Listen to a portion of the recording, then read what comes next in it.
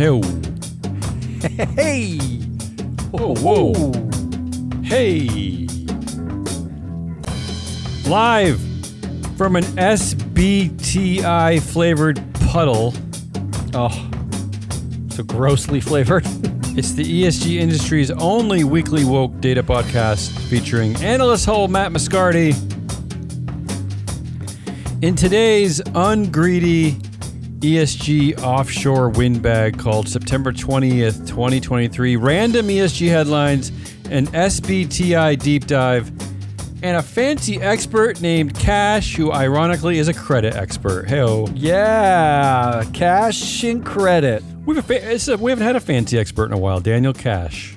We did have a fancy expert. In fact, he was so fancy. We talked to him this morning. Yeah. And we are going to excerpt part of what he talked about today. And we're going to play the entire interview tomorrow as a bonus episode because he was so interesting. He just wrote a book about the history of Moody's called A Modern Credit Rating Agency, The Story of Moody's. It's out, I think, tomorrow. The ebook gets published tomorrow. So pre-order it right now. We'll hear from him. I hope Daniel goes to our website, freeflowanalytics.com, because the head story is Kraft Singles American Cheese Recall, Plastic Choking Fears Impact 84,000 Wrapped Slices. I think that's that buzzer was for he does not go to our platform. All right, ready for some... our show today is being sponsored by S-Gage, your ESG That's data correct. solutions provider. Yeah, S-Gage. Where the data is.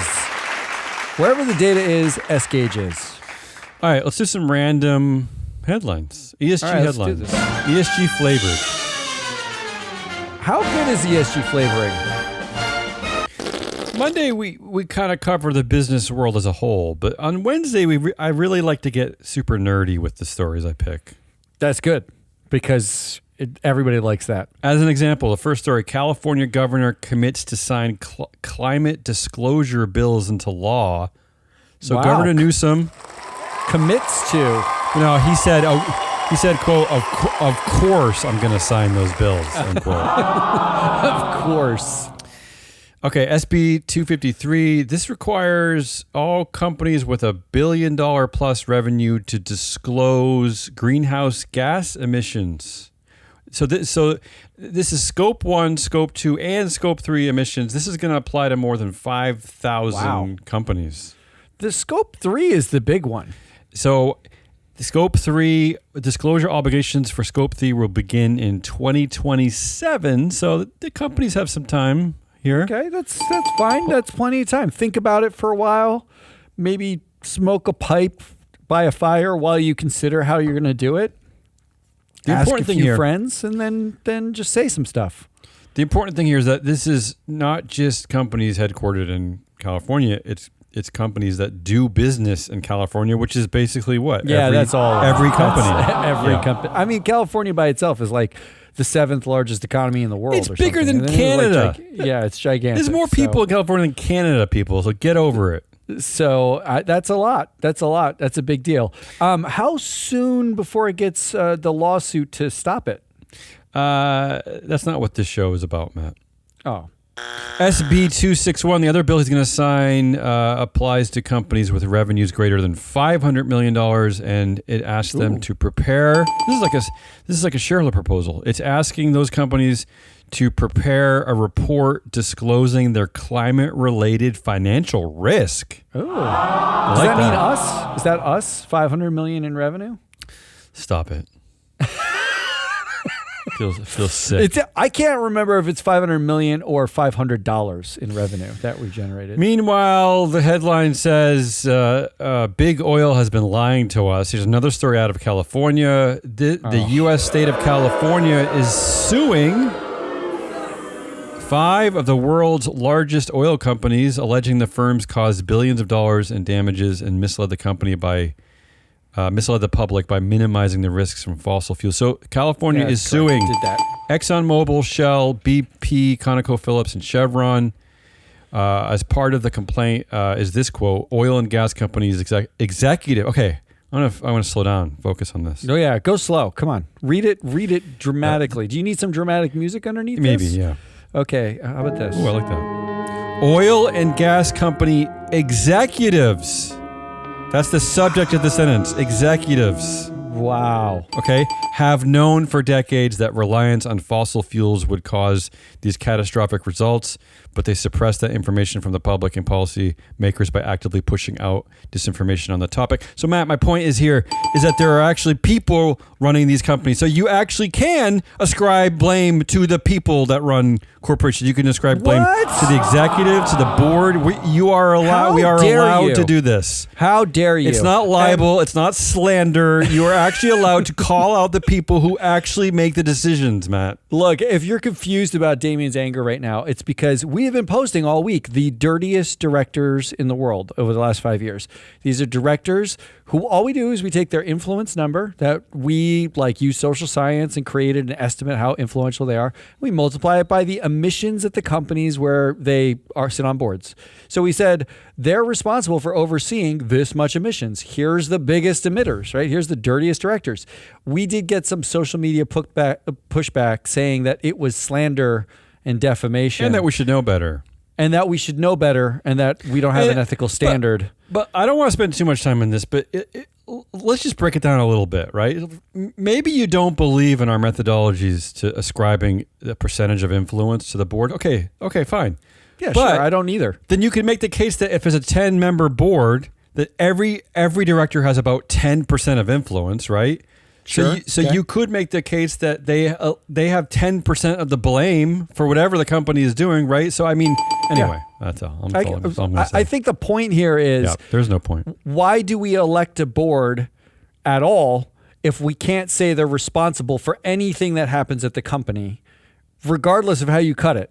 Like if I can't say that person sat on this board when the company spewed that much carbon, what can we say? What can we say about the human beings who are responsible for these decisions? Notice that the state of California agrees because the subject of that sentence is not the company, it's not the corporation, it's executives. Okay. Yeah, it's not the ephemeral company. That's correct. Next headline: the Delaware Chancery. Why is Delaware the only state with a chancery? Does it seem like that? Everybody's got a chancery, but Delaware's is just the coolest. Upholds disparate voting rights for same class of stock. That's it. That's all I'm going to say. Is that a surprise to anyone? No, but what is the point of, why? I don't know. I don't know what to do with It's awkward in a democracy to be upholding disparate voting rights. I mean, it's like saying dictators are okay in some places, but not in others. Delaware, certainly. Delaware's cool with dictators. BP CEO, this is an article from Bloomberg. BP CEO search is big oil's best chance to fix its gender problem. So Bloomberg is basically asking BP to create a glass cliff scenario at... Yeah, that's not right. Yeah. So this article goes on to, it kind of points out all the crap going on, especially within the oil industry, how... That women only represent 13% of the C-suite in oil and gas, which is the lowest for any industry.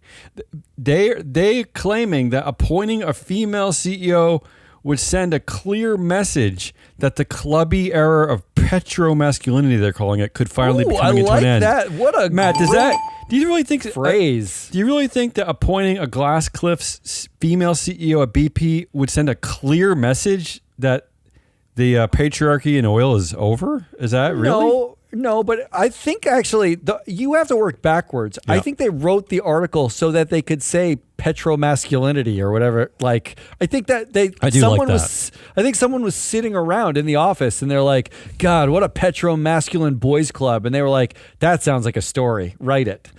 Well, it's there's some this article in Bloomberg includes a research from a research study which brings up the question of whether the oil industry is not practicing excellence. Right? Here's the quote. How dare They're calling it an industry dominated by a macho culture rife with sexual harassment, one where employees' promotions are based on personal recommendations rather than merit. What? I can't believe that would So is it happen. possible that the oil and gas industry itself is not exercising excellence. Is that possible? No, that's not possible. And it's not possible because oil prices went up. All right. How about this? Let's stay with the Glass Cliff CEO. This Good, just that takes makes the me cake. happy. This takes the cake. The new Qantas CEO, Vanessa Hudson, is apologizing to sacked workers. That's the headline. The new boss of Qantas has acknowledged the harm caused to more than 1,000 workers who were illegally sacked during the pandemic. This is nearly 1,700 ground staff who were deemed to have been illegally dismissed during a high court ruling this week. Vanessa Hudson, Matt, offered a personal apology to those workers. Vanessa Hudson was not CEO. Yeah, come on. When these people, but this is like Glasscliff CEO jumping the shark. This is crazy, no? No, shouldn't Absolutely the apology? crazy. So the chair was the same chair. Yeah, why isn't he apologizing? Where is his apology? Crazy, absolute craziness. This is the problem, right? Because everyone's going to get angry at the woman who went forward and apologized, not the dude who I think you actually reported was currently at one of his $1 million houses in like Sydney somewhere. He's got like, several didn't he have of them, yeah, he's got several $1 million condos. That guy is retired, living the life, going like, thank God I didn't have to apologize for shit. Meanwhile, another article on Qantas, former Qantas CEO, the one you're referring to, Alan Joyce, it was revealed in filings over the last few days, was paid $21 million last year, but $14 million of that is subject to clawback by the airline's board. What do you think the board's going to do here, Matt? You think they'll claw that money back? Oh, I can't imagine how his BFF, who he sat on, who was the chair, who he sat with for that long, could possibly say we're not going to claw this back, right? Yeah, despite the fact that this is the most hated company in Australia right now. It's like the only company in Australia, and they all hate it. How dare you? We talked about the big lawsuit in Montana, right? Young people suing Montana, right? We talked about that last that was month, a big win. Ago. Yeah, big win. Big win. Now it's still a win. Now there are 6 young people suing 32 European countries over climate change. 6 Portuguese youths are taking 32 nations to the European Court of Human Rights this month for not doing enough to stop global warming. This was this came after the massive wildfires that struck Portugal in 2017, killing over 100 people. The young people say they are suffering from anxiety over their health and having to live with a climate that is getting hotter and hotter with more natural disasters. Their argument, Matt, is that excessive carbon emissions are infringing on their right to life and the right to the respect of private and family life. So that see what they're doing here. That this is the same language I do. they use in Montana. No. Yeah, not only is it the same language they used in Montana, but I think when it happened, we were talking about how this is basically a groundswell opportunity, right? Like you can sue if you are young and have to live in the shithole that the boomers and frankly us, the Gen Xers, have left for us. How dare you? I mean, we're less responsible, Come but on, we're so car. apathetic. Give me a break. Come on. This is if you're young, this is your way of recouping. It's like climate reparations, baby. We're gonna pay a generation. I'm no legal expert, but if some kids from Montana could win, you got to think these Portuguese kids really have it going on, right? I mean, come on, they're cooler, aren't they? Portuguese, they're smoking cigarettes. And there's more surfing involved, possibly, than Montana. The Justice Department is probing. The Justice Department probe scrutinizes Elon Musk perks at Tesla going back years. This is from the Wall Street Journal. Federal prosecutors are scrutinizing personal benefits Tesla may have provided Elon Musk since 2017, that is longer than previously known, as part of a criminal investigation examining issues including a proposed glass house for the CEO. So they're really looking at old Elon there. So you're constantly calling out Chair Robin Denholm might have some merit to it. Yeah, but what do we think for realsies is going to happen? Do you actually think that there's a downside? Like Elon Musk is going to be facing some sort of criminal liability? Martha Stewart ended up in jail. Yeah, but Martha Stewart was a woman. I don't know if you noticed. True. This is the richest man in the world who will spend tens of millions of dollars on high-priced lawyers And like we already we found out there was news that broke this week that basically Dorsey was getting cold feet about sticking with Musk on Twitter, and then Musk just said, "Well, I'll guarantee your investment." Right, like that's how billionaires work. Yeah, like the rules don't apply. I'm just looking I can build a glass house. I'm just looking for small victories. I just want the board at Tesla to have a backbone and get rid of him as CEO. That's just. I'm just looking for that. You don't think it's gonna happen? Keep looking. All right. And finally, the UAW United Auto Workers. We're like, what are we at? Like day 5 of the strike Of this recording? Yeah. They are justifying wage demands by how? How are they doing that, Matt? By pointing to CEO pay raises. That's right. Yeah, baby. The United Auto Workers Union has made CEO pay a central part of their argument for a big worker wage increase. Here's a quote. The reason we ask for a 40% pay increase is because in the last 4 years alone, the CEO pay went up 40%. I'm only covering this article because this amused me. CEO Mary Barra, who we talk about a lot at GM, she said, "I don't know where the 40% came from." That's her brilliant response. And as it turns out, she's right, Matt, because her pay since 2019 has only increased 34%. So she has it's a really good point she's making there. It went up from about, I think in 2019, it was roughly 21 million. It's gone up to 29 million over that time. I don't know what you're talking about. I didn't get 40%. I got 39.7%. That's the best you can come up with? Well, I mean, in fairness, this is the only time you'll hear me say this probably. In fairness to Mary Barra and CEOs. Yeah. It's not exactly like the pay structure is even remotely comparable to like a UAW worker. We are talking about she is paid almost entirely with equity, and all of that increase comes from equity increases, right? So still, it's money she takes home. Yeah, that's basically fake money. They're basically asking for wage increases. Yeah, I know, but I mean, what was her base salary increase? I mean, really, the question should be, what percentage of her salary is now tied to ESG? Oh, right? There you go. Because that's really where all the big money is coming from. That's a good way. That's a good segue into stupid. That's a good stupid segue for your. All right, let's segue into ridiculous, I don't know if I can handle this. I know this is going to be something. All right, I'm going to give you so on Friday, I talked about as one of the Asshole of the Week segments, SBTi, the Science-Based Targets Initiative. And I got pushback on social for basically saying that, someone was an asshole, but they said, well, their argument has merit. Hey, I want to go on record here. I didnn't vote for that. You're talking about Bill Bowie of formerly of SBTi. That was one of your candidates for Asshole of the Week. He didn't win, by the way. That's true. And I didn't vote for him. So you there didn't you go. vote for him. But stop passing the buck. Doesn't mean he's not an asshole, though. I'm just because I didn't vote for him, though. But what I promised to do was actually look at SBTi. And lo and behold, in the past 5 days, SBTi made a headline. Are you ready for this headline? Okay, yeah. Headline is SBTi separates climate target standard setting and validation units to boost credibility. Okay. So it's like a firewall. They firewalled. They did what every single financial company does, which is firewall one segment from another and pretend like they don't ever talk to each other. Yeah. Like they don't make tuna salad sandwiches and sit in the same fucking office together. All right, so you know what SBTi is. SBTi stands for Science-Based Targets Initiative.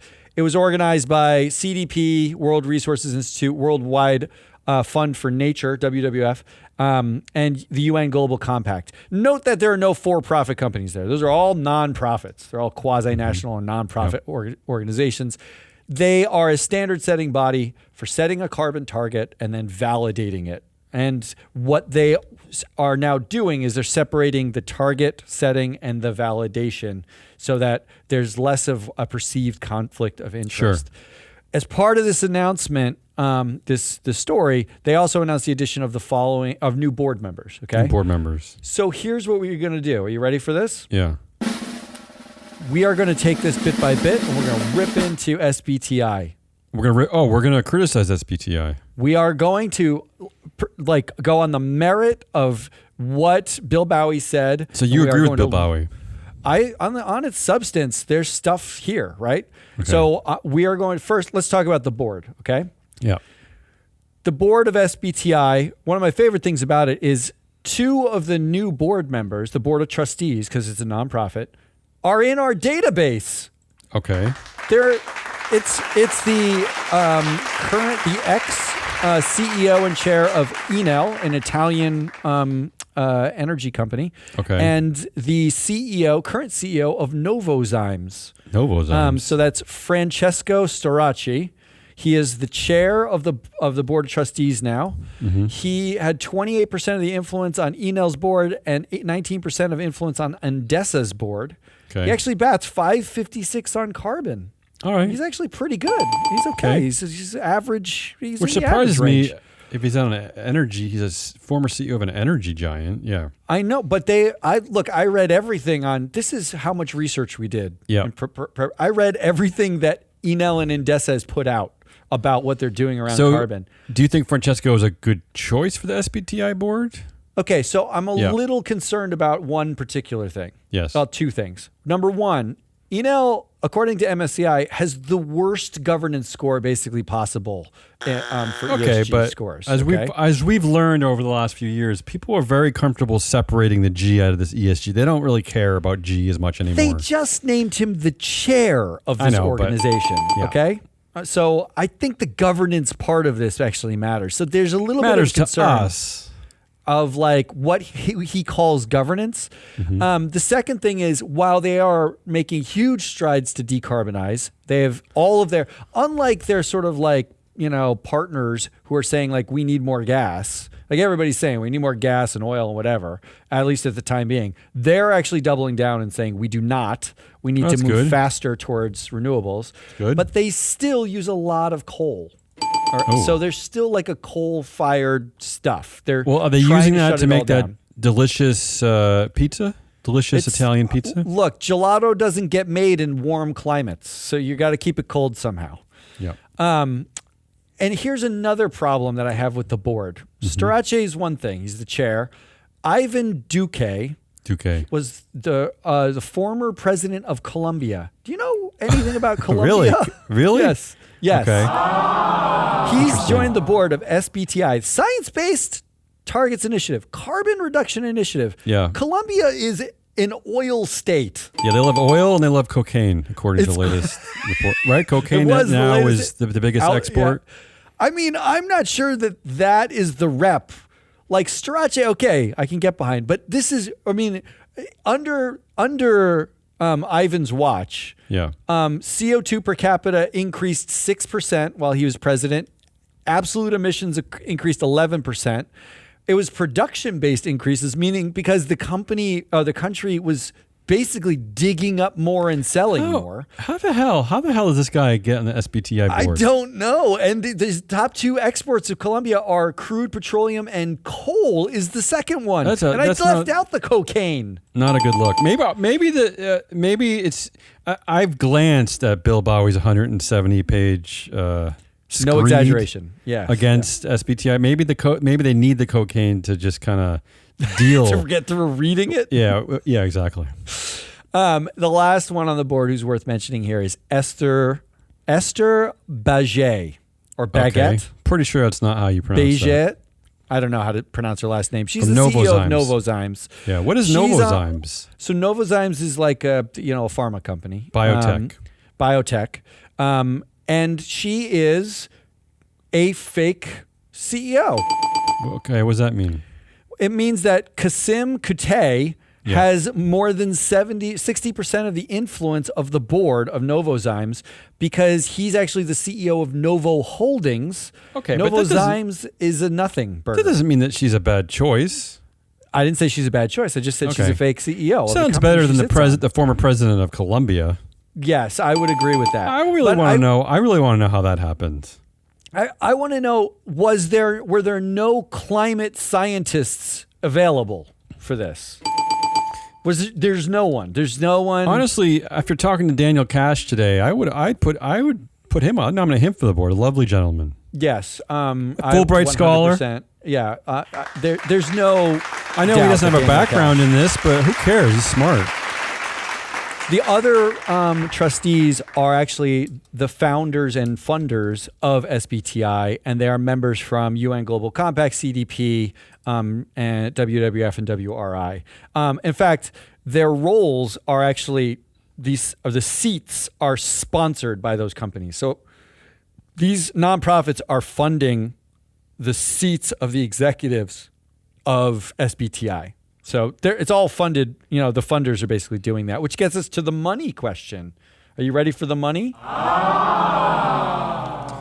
Yeah, according to the sciencebasedtargets.org, they're saying that Yvonne Duque, calling him a global expert in security affairs, sustainability, conservation, green finance, and energy transition.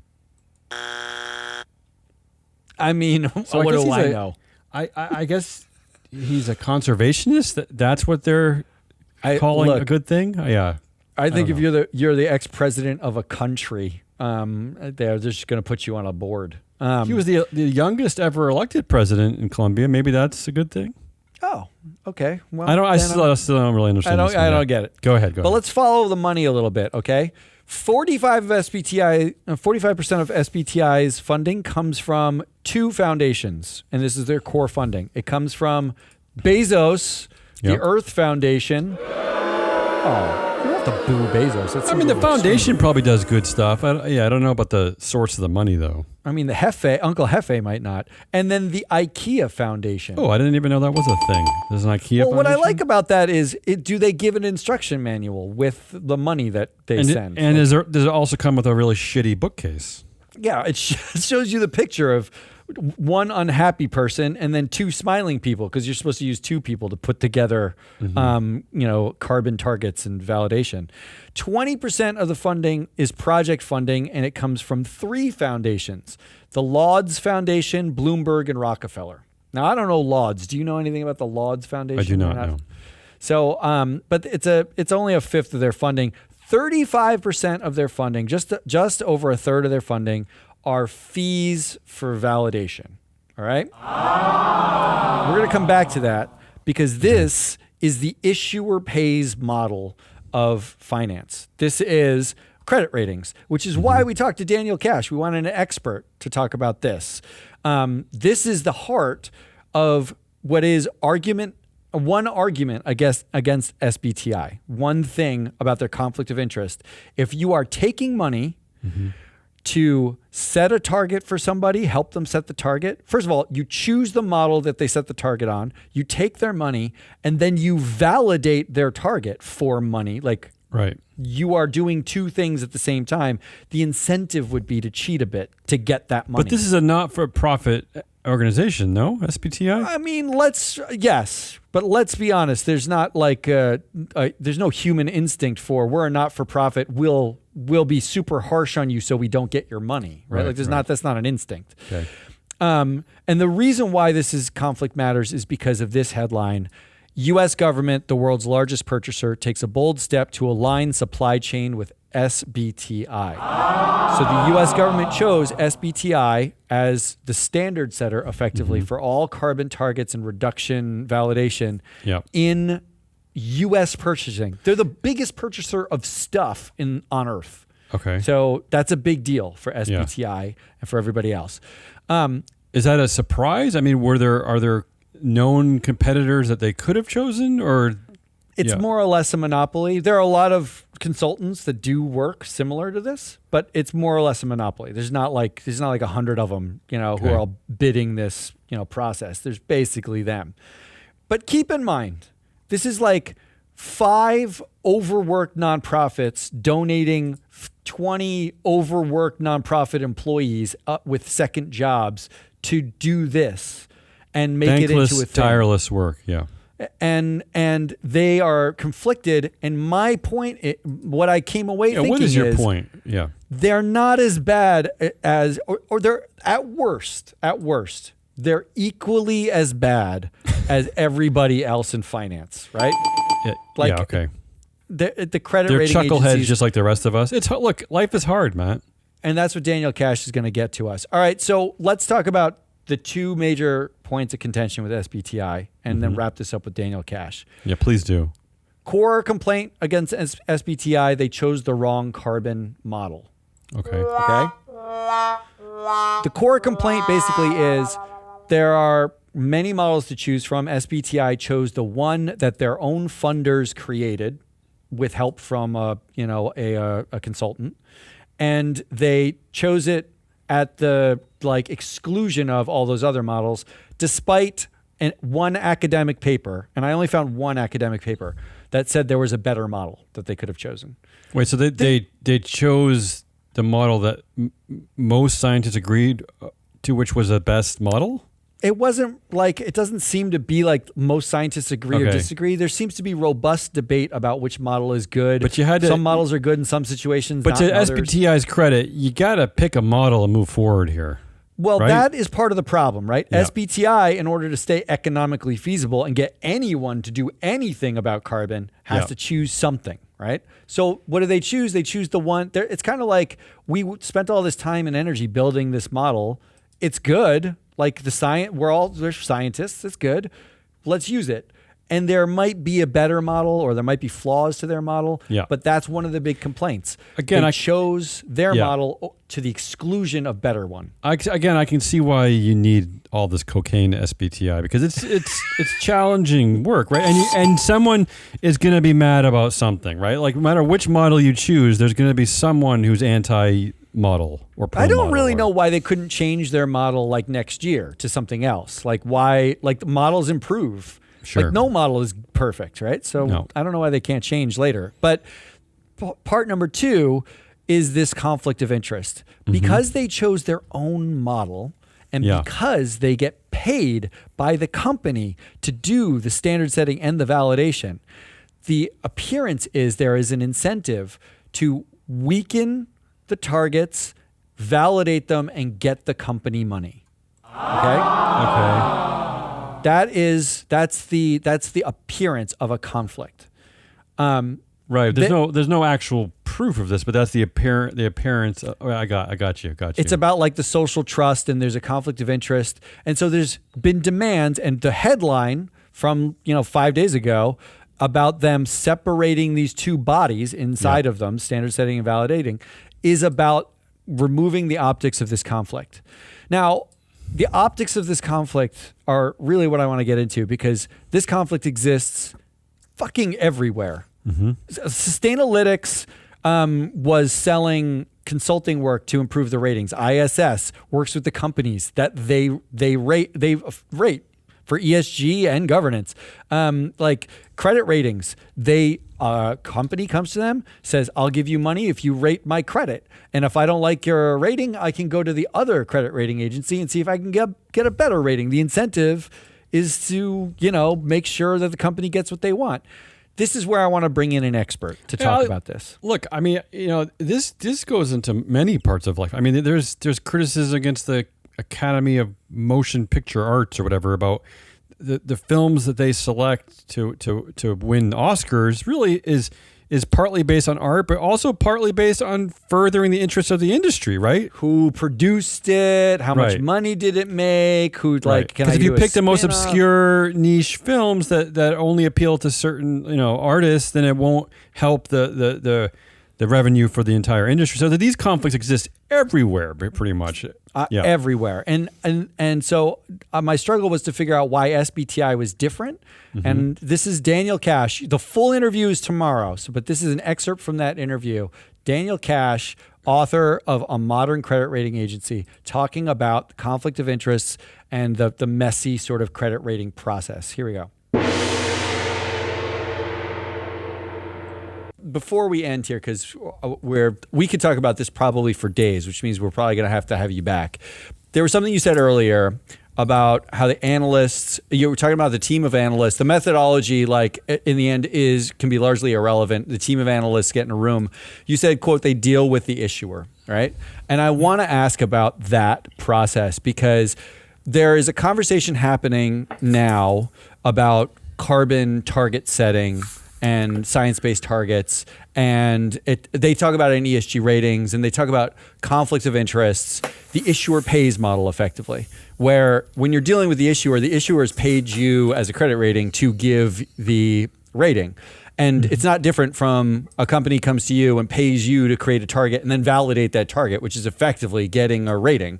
And in ESG ratings, there are companies that will give a rating and then charge to consult to improve your rating, right? It's all issuer pays.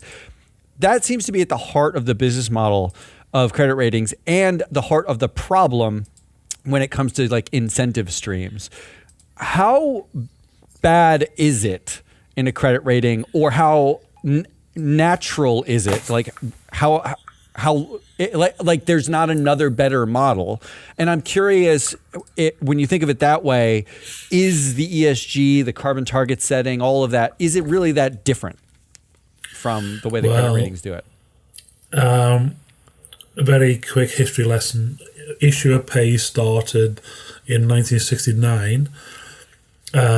There's two reasons why it started. The first is that the Xerox machine was launched in late 60s publicly, and that allowed subscribers to potentially photocopy and release their subscriptions for free, which is called free riding.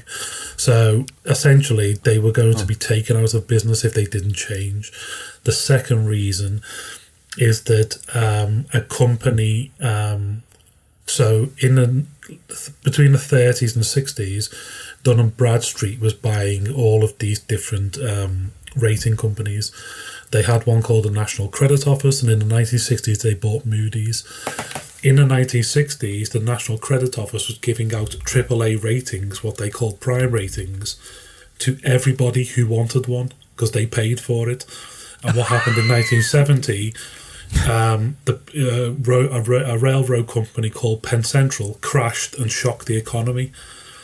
What happened was the National Credit Office was found to be really guilty by congressional investigation, and they essentially disappeared into nothingness. In their place stepped up the credit rating agencies who said, we're not like them, we're different. But they just changed their rating model to issuer pays. So we only have a 5-year gap between Moody's applying a issuer pays model and S&P catching up and similarly applying the issuer pays model. In that gap, Moody's ratings went up for issuers by 2 ratings on average because they changed their model.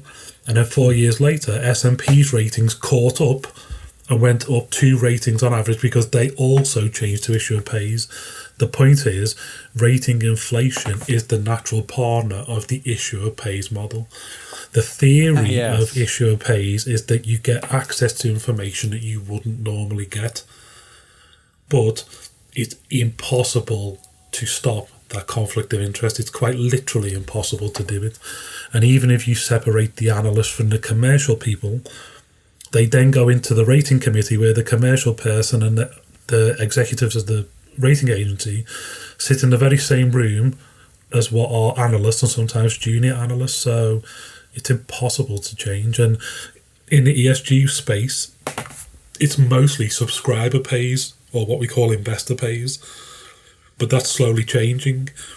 And once you get issuer pays in the ESG world, that will be the end of what we call the oligopolization, and you'll have the natural oligopoly that all the investors want. So, yeah. God, that's terrifying.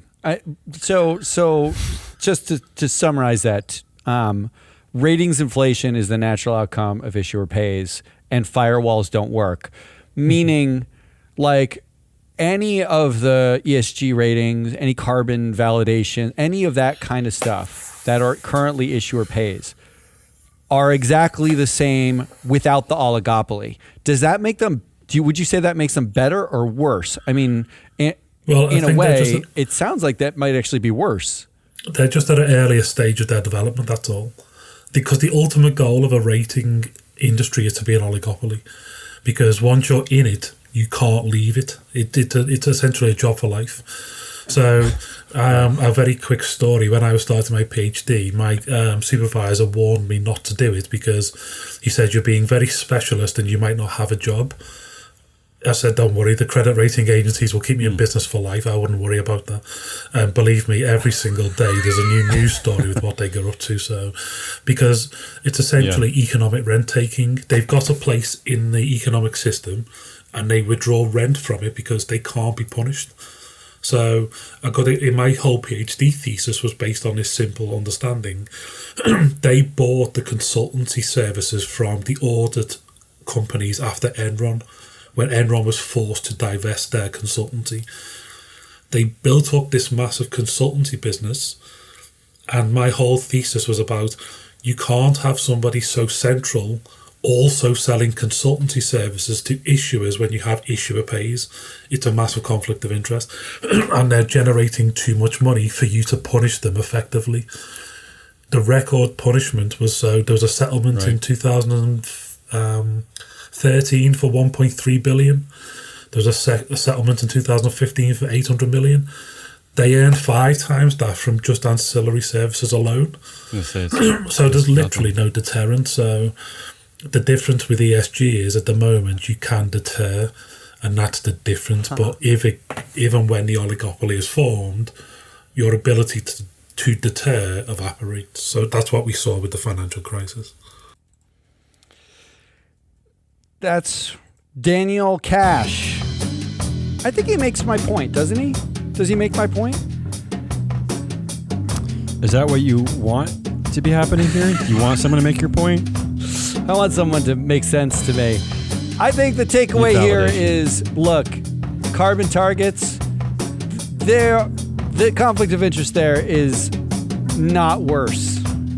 It's not better, but it's certainly not worse than everything else in lots of other markets. In fact, at least they're trying to do some good, because if they make money, carbon does go down some. That seems good to me. I'm really hoping you got this SBTi thing out of your system. It's done. I'm never talking about it again. Don't ask me about it again. That's Damian Rawls. I'm Matt Mascardi. That was Woke Wednesday. This show was sponsored by S-Gage, your ESG data services provider, and by freeflowanalytics.com, where you can get that director data, those board of trustees. That data is available on www.freeflowanalytics.com. You can sign up and get it there. Stay tuned for tomorrow, bonus episode, the full interview with Daniel Cash, where we get into the history of rating stuff, and then come back on Friday for a wrap of the week. Until then, goodbye.